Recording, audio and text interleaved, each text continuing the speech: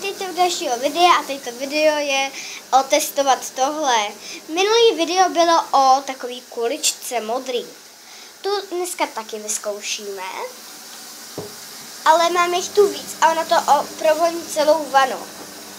Vyzkoušovali jsme modrou, takže takhle to vypadá.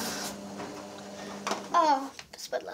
A teda jdeme otestovat tohle. Hodíme to teda do vody a pryč by to mělo bublat. Hodíme to do té vody a má to bublat.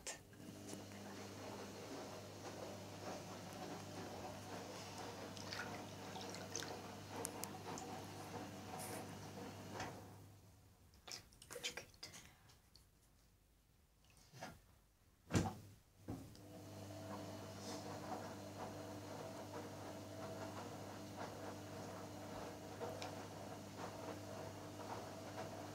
Teď asi nevidíte to kuličku, ale ono to pouští takový krásný. A ta kulička už je zpěnovaná. Tak doufám, že se vám toto video líbilo. Určitě dejte like, koment a kdybyste se ptali, kde jsem to sehnala, tak asi v DMku to měli. Já nevím, protože jsem to dostala k narozeninám.